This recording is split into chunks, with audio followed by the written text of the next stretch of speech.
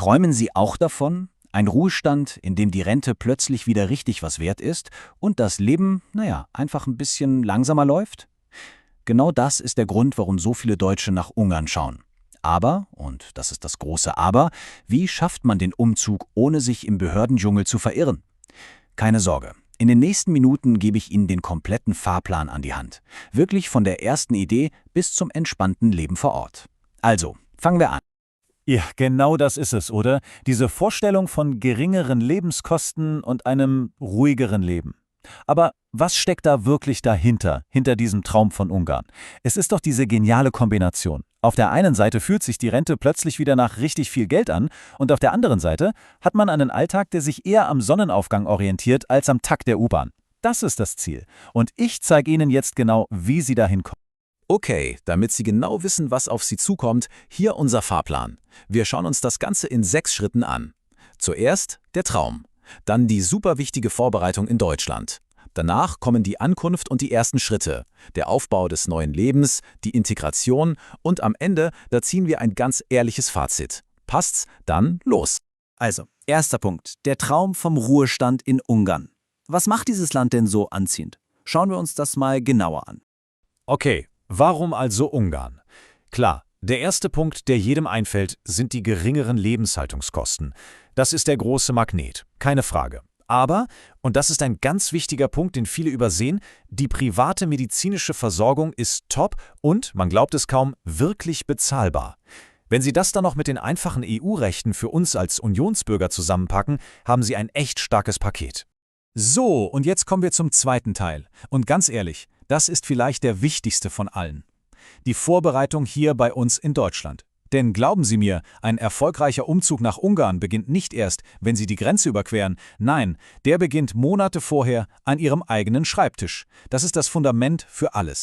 Und dieses Fundament, das besteht aus genau 3 Schritten. Und die müssen sitzen, bevor Sie auch nur anfangen, Kisten zu packen. Erstens, der ehrliche Finanzcheck. Zweitens, und das ist wirklich der Knackpunkt schlechthin, die Krankenversicherung. Die muss wasserdicht sein. Und drittens, die Steuern. Sie müssen wissen, was mit Ihrer Rente passiert. Wenn einer dieser 3 Punkte wackelt, dann kann der Traum ganz schnell zum Albtraum werden.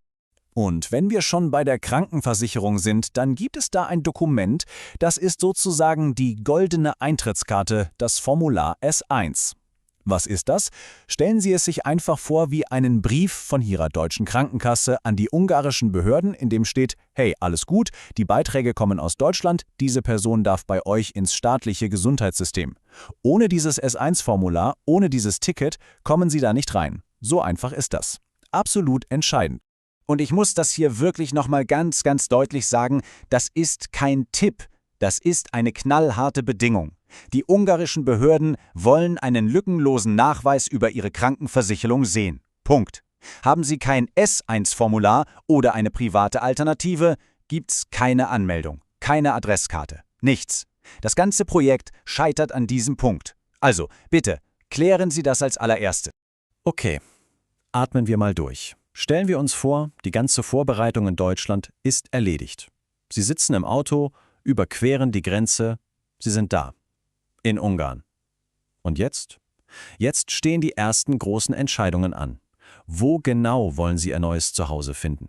Und wie meldet man sich hier eigentlich an? Wenn Sie mich fragen, wo man am besten startet, für die allermeisten ist Westungarn, also die Gegend um Győr und Sopron, die absolute Top-Empfehlung. Warum? Weil es einfach das perfekte Ankommenspaket ist. Sie sind super schnell wieder in Österreich oder Deutschland, was Besuche bei Familie und Freunden total einfach macht. Die medizinische Versorgung ist erstklassig und, ganz wichtig, Sie finden dort haufenweise deutschsprachige Ärzte. Das gibt einem am Anfang einfach ein unheimlich sicheres Gefühl. Hier ist eine kleine Entscheidungshilfe für Sie. Fragen Sie sich einfach, was ist mir persönlich am allerwichtigsten? Ist es die Sicherheit und die schnelle Erreichbarkeit von Deutschland? Dann ist Westungarn Ihr Ding. Geht es Ihnen mehr um Gesundheit, Kur und Erholung? Dann ab an den Plattensee, also Balaton oder nach Hevis. Suchen Sie die absolut beste medizinische Versorgung, die das Land zu bieten hat? Dann schauen Sie sich die Buda-Seite von Budapest an. Und wenn Ihr Motto lautet, Hauptsache günstig und ruhig, dann ist der Süden rund um Pécs einfach unschlagbar. So, Sie haben Ihre Traumwohnung gefunden. Der Mietvertrag ist unterschrieben. Was jetzt? Der nächste, absolut unvermeidliche Schritt führt Sie zum Einwanderungsamt. Und dort geht es um dieses kleine Kärtchen hier, die Lakcim-Kartja. Prägen Sie sich dieses Wort gut ein. Lakcim-Kartja. Denn ohne dieses Ding geht in Ungarn gar nichts. Kein Bankkonto, kein Autokennzeichen, keine Verträge. Diese Karte ist wirklich der Schlüssel zu Ihrem gesamten neuen Leben dort. Geschafft. Sie haben die Adresskarte in der Hand. Das ist der erste riesige Meilenstein, wirklich. Jetzt wird's praktischer. In Phase 4 bauen wir jetzt quasi die Infrastruktur für Ihr tägliches Leben auf. Es geht um die Gesundheitsversorgung, um ein Bankkonto und natürlich um das liebe Geld, also die Steuern. Beim Thema Gesundheit müssen Sie in Ungarn quasi zweigleisig denken. Es gibt zwei Systeme, die nebeneinander existieren. Auf der einen Schiene haben wir das staatliche System, die TAJ-Karte. Da kommen Sie mit Ihrem S1-Formular rein, das ist super für Notfälle und die Grundversorgung. Aber, und das ist der Haken, da kann es schon mal zu längeren Wartezeiten kommen.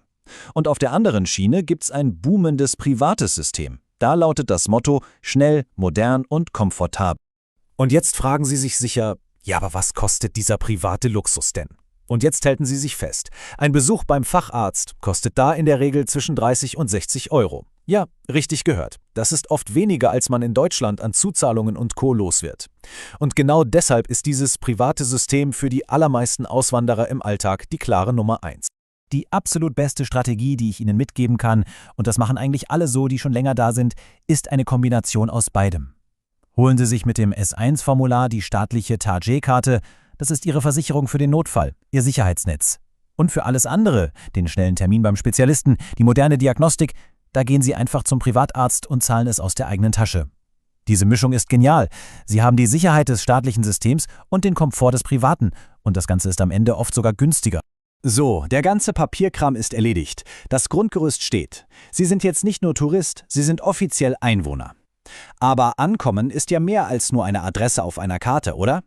In Phase 5 geht es jetzt genau darum, ums wirkliche Einleben, um die Integration, die weit über Formulare und Behörden hinausgeht. Und da kommen wir zu einem Punkt, den dieses Zitat perfekt zusammenfasst. Englisch reicht in Budapest, auf dem Land aber kaum. Das ist die knallharte Wahrheit.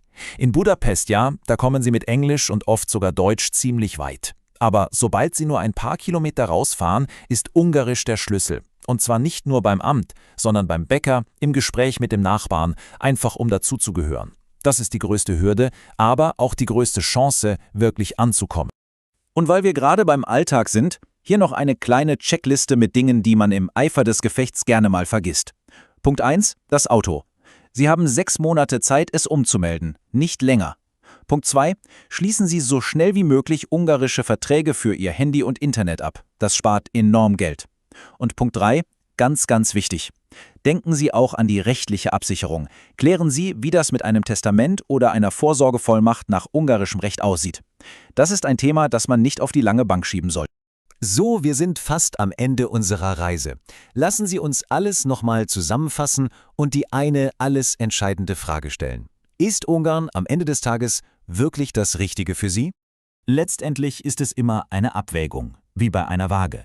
In die eine Waagschale legen Sie die riesigen Vorteile, die niedrigeren Lebenskosten, eine super einfache Pauschalsteuer von nur 15% und diese fantastische, bezahlbare private Gesundheitsversorgung. Aber in die andere Waagschale müssen Sie eben auch die Nachteile legen. Die Sprache, die, seien wir ehrlich, eine echte Herausforderung ist und eine Bürokratie, bei der man manchmal tief durchatmen muss. Ob die Waage sich für Sie am Ende auf die richtige Seite neigt, das hängt ganz von Ihrer persönlichen Vorbereitung und einer realistischen Erwartungshaltung ab. Wir haben jetzt den kompletten Weg vor uns ausgebreitet, von der peniblen Planung in Deutschland bis hin zum ganz normalen Alltag in Ungarn. Es ist machbar. Viele haben es vor Ihnen geschafft. Wenn Sie bereit sind, diese Schritte zu gehen und die Herausforderungen anzunehmen, dann kann Ungarn wirklich ein wundervolles neues Kapitel in Ihrem Leben werden. Die Frage ist also nicht mehr, ob es geht. Die Frage ist nur noch, ist es Ihr nächstes Kapitel?